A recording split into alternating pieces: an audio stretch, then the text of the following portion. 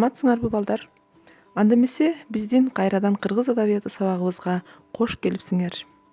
Биз силер менен, урматтуу балдар, бүгүн Токтогул Сатылгановдун өмүрү жана чыгармачылыгы менен таанышмакчыбыз. Токтогул Сатылгановдун өмүрү чыгармачылыгы менен таанышууда биз бүгүнкү сабагыбызга төмөнкүдөй максат коюп алалы балдар. Токтогулдун өмүр таржымалы менен толук таанышабыз. Акындын башынан кечирген оор күндөрүндө майышпаган кайраттуулугу, жашоого болгон сүйүүсү, адилеттүүлүгүн ар бир кадамынан билебиз. Токтогулдун өмүр жолу аркылуу ар бир иште адилет, чынчыл болууга, өткөн тарыхты биле жүрүүгө, элге кызмат кылууга тарбия ала алабыз. 1864 жыл. Сатылган менен Бурманын үйүндө кубаныч. Анткени канча жылдар балалуу боло албаган үй бүлө наристелүү болушту. Ал келечектеги улуу акын Токтогул эле. Ар бир чыгармачыл инсандын өзүнүн түрткү берген адамдары болот эмеспи? Мына ошондой Токтогулдун дагы чыгармачылыгында акын болуп калыптанышына анын ата-энеси көп таасир берген. Атасы сатылган, жамакчы, куйкум сөздүү, куудул, чечен адам болгон экен. Ал эми энеси Бурма болсо ырчы, жомокчу, кошокчу, ошол өрөөнүндөгү эң мыкты кошокчу аял болгондуктан анча мынча көз өткөн адамдардын үйүнө алып барып, ушул Бурма кемпирге кошок айтырчу экен. Токтогул Сатылгановдун балалык кези дагы өтө бир жыргаган турмушта болгон эмес. Анткени анын атасы Сатылган менен энеси Бурма эптеп оокатын өткөргөн адамдардан болушкан. Ошентсе да Токтогул жаштайынан чыйрак өсүп, 13 жашынан баштап эл алдына чыгып ырдай баштайт. Анын биринчи айтышы бул Арзымат менен айтышы. Мына ошол Арзыматты бир канча өзүнөн жаш улуу болсо дагы ошо менен теңме тең келип айтышып, аны жеңип койгондон кийин Токтогул бүтүн ошол кетмен төбө өрөөнүнө аты чыга баштайт. Токтогул акын эч кимден корккон эмес. Ал бардык нерсени бетке айткан адам болгон. Ошон үчүн Кетментөбө өрөөнүндөгү Керимбай болуштун жасаган акыйкатсыз иштеринин бардыгын бетин ачып, аларга каршы Бешкаман деген ыры менен элдин бардыгынын көңүлүн бурган. Мына ошондо Токтогулду эптеп жок кылуу максатында сүргүнгө айдоо оюну башталат. Ошондо Анжиян көтөрүлүшү башталып турган учурда ошону шылтоолоо менен Бактияр Манаптын Токтогулду камакка алдырышы себеп болот. Ири суу жайлоосунда жүргөн Токтогулду Наманган түрмөсүнө алгач алып кетишет. Токтогулга алгач өлүм жазасы берилет. Бирок көп өтпөй ал Сибирге сүргүнгө алмаштырылат да, Сибирде сүргүндө көрбөгөн азапты башынан өткөрөт. Акыныбыз Сибирде сүргүндө орус революционерлери менен чогуу болот. Орус тилин аз-аздан түшүнүп, орустун балалайкасында үн коштоп ырдап сүргүндөгүлөрдүн да көңүлүн көтөрөт. Ошол жердегилердин жардамы менен 1905-жылы качып чыккан экен. Акын өз туулган жерине кайтып келсе, анын баласы Топчубай 6 жашка чыкканда каза тапканын угат. Ал эми аялы Тотуя турмуштун уурдугуна чыдабай башкага күйөөгө чыгып кеткен экен. Ошондо апасы Бурма болсо баласын күтүп, зар какшап ыйлап жүрүп, эки көзүнөн ажырайт. Эл менен көчүп кетпей, жалгыз балам келет деп күтүп жүргөн Бурма кемпирди Токтогул өзүнүн айылына кайра көчүрүп барат да, бир канча жыл жашырынып, аксы тарапка ооп, ошол жакта ырдап жүрөт. Андан кийин көп өтпөй эле Токтогулду кайрадан экинчи жолу камакка алышат. Мында 1910-жылы июль айында болчу. Наманган түрмөсүнө алгач муну отургузушат. Бирок падышанын мунапысынын негизинде Токтогул түрмөдөн бошотулган. Совет бийлиги 1917-жылы орнотулгандан кийин улуу акын бул бийликти даңазалап ырдап жүргөн. Теңчилик доор чыкканда териме батпай сүйүндүм деп ырдайт. Анткени Токтогул Сатылгановдун азап көргөн оор күндөрүнүн баардыгы артта калып, эми эл алдында гана өзүнүн чыгармачылыгы, таланты, күүлөрү менен элдин сүймөнчүлүгүнө ээ болуп, ээн эркин ырдоого мүмкүнчүлүк алган. Мына ошон үчүн совет бийлиги акындын өмүрүндөгү абдан чоң бурулуш деп айтсак болот. 1933 жылы 17 февралда өзүнүн айылы Сасык Жидеде 69 жашында дүйнө салган.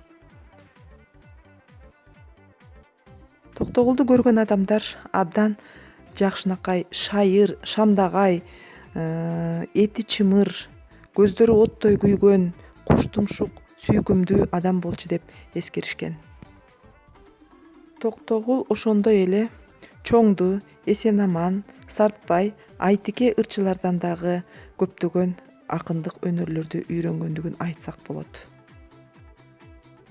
Токтогул Сатылгановдун бизге калтырып кеткен мурастары жөнүндө айта турган болсок, анын ырларын эл оозунан жыйнап алган 109 ырын айтсак болот, жана бир Кедей кан эпосу жазылып алынган. Ал эми күүлөрүнөн Токтогул 60тан ашык күүлөрү бар экен. Алардын ичинен бизге эң белгилүү болуп, ырдалып, чертилип жүргөн күүлөрү Тогуз кайрык, Миң кыял, Чоң кербез жана башка. Ал эми Токтогулдун 18 күүсүн музыка изилдөөчү Затаевич жаздырып алгандагы 1934 жылы Москвадан 250 күүсү камтылган китебине киргизген. Токтогулдун күүлөрүн 3 топко бөлгөн экен. Биринчиси залкар күү, экинчиси кара күү, үчүнчүсү кол ойнотмо. Акындын таланты элимдеп өмүр өткөнчө ырдап, кыргыз маданиятына сиңирген эмгеги үчүн анын аты ушул күндө көптөгөн жерлерге коюлган. Өзү туулган жерине Токтогул району делинип ысымы берилген. Токтогул Сатылганов атындагы Бишкек шаарында улуттук филармония бар. Токтогул атындагы Ошто жана Жалал Абад шаарларында эс алуучу сейилбактары бар. Кыргызстандын бир канча жерлеринде мектептердин, көчөлөрдүн аттары акындын ысымы менен аталат. Ошондой эле Кыргызстандын эң ири кеси Токтогулдун наамын алып жүрөт. Башкача айтканда Токтогул кеси бар. Мындан сырткары өзүнүн айылында Токтогул Сатылгановго арналган музейи бар. Жана Кыргыз Республикасынын банкноту 100 сомдук дагы Токтогулдун сүрөтү коюлган. Токтогул Сатылгановдун дагы жашап өткөн үйү Токтогул районундагы өзүнүн Саз Жиде деген жеринде азыркы мезгилде реставрацияланып, оңдолуп койгон. Мына бул жерге Токтогулга кызыккан, акындын чыгармачылыгын баалаган адамдар барып, көрүп, жашаган жери менен таанышып келишет. Токтогул акын көп кырдуу өнөрдүн ээси. Ал төкмө акын, композитор, дастанчы, устат, улуу комузчу болгон. Урматтуу балдар, биз ошентип акыныбыздын өмүр таржымалы менен толук тааныштык. Анда эмесе биз сабагыбызды жыйынтыктоочу суроолорго берели. Бүгүнкү алган маалыматтар боюнча суроолорго жооп берүүгө аракет жасап көрөбүз анда. Токтогул канча жолу камакка алынган? Токтогул 2 жолу камакка алынган. Биринчиси Сибирге сүргөнгө айдалган, Иркутск шаарына. Экинчиси Наманган түрмөсүнө камалып чыккан. Экинчи суроого токтололу. Токтогулдун кандай күүлөрүн билесиң? Анча-мынча билип жүргөнүңөр болсо эстеп атсаңар керек. Анда эмесе мен туура жообун ачамын. Токтогулдун бизге белгилүү болгон Тогуз кайрык, Миң кыял, Кербезим, Чоң кербез, Бала кербез, Кыз кыял аттуу күүлөрүн жакшы билебиз. Үчүнчү суроо балдар, Токтогул атындагы кандай наам бар? Токтогул Сатылганов атындагы азыркы мезгилде бир мамлекеттик чоң наам бар. Эмесе мен туура жообун ачайын. 1965 жылдан тарта адабият жана искусство, архитектура жаатында мыкты эмгектенгендерге мамлекеттик деңгээлдеги Токтогул атындагы мамлекеттик сыйлык бар. Токтогул Сатылгановдун кандай шакирттерин билесиңер балдар? Токтогул Сатылгановдун артынан калбай ээрчип жүрүшүп, көптөгөн акындык өнөрүн үйрөнгөн, бизге белгилүү болгон төмөнкүдөй шакирттери бар балдар. Эшмамбет Байсейитов, Калык Акиев, Алымкул Үсөнбаев, Корголдо Сууев, Атай Огонбаев, Шекербек Шеркулов жана башкалар. Токтогулдун туулган жери кайсы жер? Токтогулдун туулган жери Саз Жийде балдар. Токтогулдун өмүр таржымалы менен таанышып, кандай үлгү таалим ала алабыз? Акындын өмүр таржымалын окугандан кийин биз сөзсүз түрдө кайратмандыкка, акыйкат, ак сүйлөөгө, эмгекчилдикке, сөз өнөрүн баалоого, эне тилди сүйүүгө үйрөнө алдык деп ойлойм. Токтогулга жараткан ырды канча берсе, комуз күүсүн да ошончо берген. Анын жасаган комузун босогого коюп койсо, өзүнчө күңгүрөнүп, көө угулуп турат дешкен. Мына ушундай улуу таланттын, ак таңдай акыныбыз Токтогулдун өмүр таржымалы менен да таанышып бүттүк. Урматтуу балдар, анда эмесе үйгө тапшырма алып алалы. Гербез деген акындын өмүрү таржымалына арналган кинофильм бар. Мына ушуну дагы көрүп келесиңер үйдөн. Дагы ушул акындын өмүр чыгармачылыгы менен толук кенен таанышасыңар бул фильмди көргөндөн кийин. Андан сырткары окуу китебинен өмүр баянын окуп, кыскача конспектлөө силерге тапшырма балдар. Ушуну менен бүгүнкү сабакка көңүл бурганыңарга чоң рахмат.